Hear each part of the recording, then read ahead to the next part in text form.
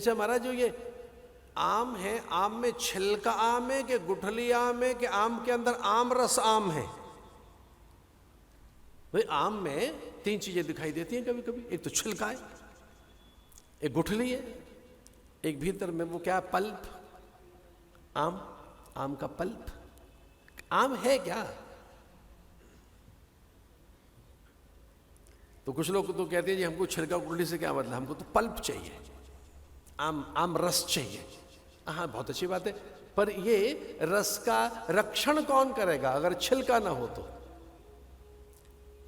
अगर आम में रस के साथ ही छिलका भी बना है गूदे के साथ, जो आम के अंदर जो आमत्व है, आम में जो आम है वो पूरा छिलके के साथ ही तो पैदा हुआ है, और छिलका न हो तो रस की रक्षा कौन करेगा?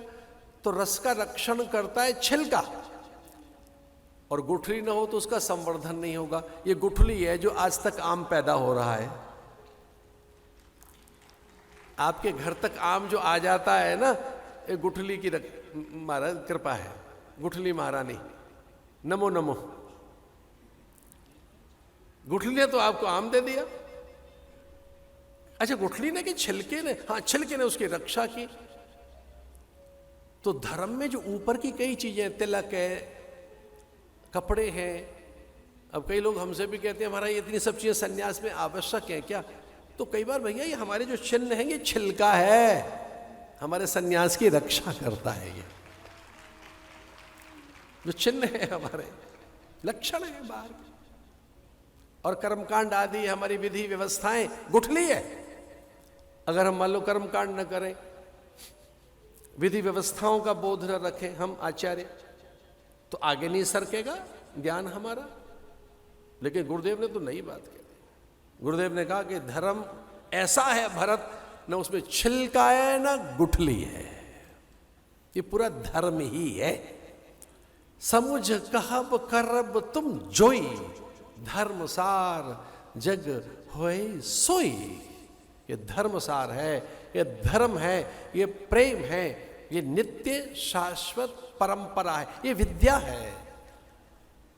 इसलिए अंत में जब गुरुदेव भगवान राम ने कहा कि भाई जो तू कहेगा मैं कर दूंगा, पर मुझे तो इतना मालूम है कि तू धर्म के विरुद्ध कभी कुछ नहीं कहेगा, इसलिए प्रभु कर कृपा पावरी दीनी, सादर शीश भरत धर लीनी।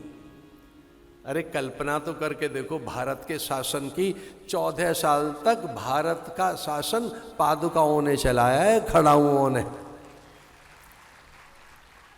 ये हम लोग पादुका स्तोत्र बोलते हैं ना, मैं तो रोज ही बोलता हूँ, पादुका मंत्रों के बिना तो साधन हो नहीं सकता हम लोगों का। हमारे पादुका मंत्र ही तो हैं, हमारे साधन को अग्रेसित करते हैं। अस्मदाचार्य पर्यंतम पादुका मंत्र है। जंगल में अकेला रहकर और पादुकाओं को स्थापित कर दिया भरत ने। केवल मात्र एक व्यक्ति बोलता रहा 14 साल तक, और उसका नाम था शत्रुघ्न, अन्यथा किसी से बोले नहीं। वो राज का चलता रहा। किसने चलाया? शत्रुघ्न लगे रहे, एक उमंग लेकर, तरंग लेकर, और उस पर कभी जरूर चर्चा करेंगे समय मिला तो, कि अयोध्या का वो 14 वर्षों में शासन कैसे चला कि 13 गुना वृद्धि हुई। 13 गुना। आप जानते हो टैक्सेशन क्या होता है? टैक्सेशन, ये जो कर प्रणाली है इसे क्या कहेंगे?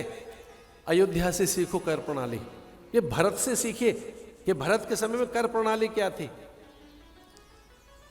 जैसे कल्पना करो कि मधुमक्खियां जाएं, तितलियां, भ्रमर फूलों के पास, तो फूलों को तो पता भी नहीं है कब मधुमक्खी आई, कब तितली आई, कब भ्रमर आए, और मधुमक्खी कब उसमें से मधु लेकर चली गई, तो न तो उसका पराग खंडित है, न वो उच्छिष्ट है, न अपूर्ण है, और न ठगा हुआ छला हुआ अनुभव करता। भाई फूल को कहां अनुभव होता है कि मैं ठगा गया, छला गया, मैं अपूर्ण हूं, अथवा तो मैं अधूरा हूं? अथवा तो मुझ में से कुछ अपहृत हो गया, अथवा मेरा कुछ निकाल लिया गया। फूल को तो पता भी नहीं है। लेकिन हाँ, मधुमक्खी आती है चुपके से, किस कौशल के साथ मधु लेके चली जाती हैं फूलों से। तितलियां कैसे पराग लेके चली जाती हैं फूलों से, वैसे ही राजा को चाहिए कि प्रजा से इस ढंग से कर ले कि प्रजा को पता न लगे। इस तरह से पराग ले, वो इस तरह से चुपके से ले ले। भैया हम तो बड़े भाग्यशाली हैं, सच मानिए हमारे पुण्य ही हम भारतवासियों के कि हमें ऐसा शासक मिला है कि पूरा देश अपना सब कुछ उसे सौंपने को तैयार है। एक बार मांग कर तो देखें। कभी कहता है दिए जलाओ, हम दिए जलाने बैठ जाते। कभी कहता है घंटियां बजाओ, भैया घंटी बजा लेते। कभी कहता है ना ना ना थाली बजाओ, भैया थाली बजा लेते। कभी कहता है दीप जलाओ, थाली बजाओ। कभी कहता है कि आओ सैनिकों का सम्मान करें। क्या कौतुक ऐसा। एक दिन कह रहे थे कि चिकित्सकों का सम्मान करो, देवदूत हैं, इन पे फूल बरसाओ। सैनिकों पर कमाल है साहब। हमारा शासक तो दीपावली पे सब अपने घर में, और वो सियाचिन, सारचू या गलवान की बर्फ के बीच में सैनिकों के साथ।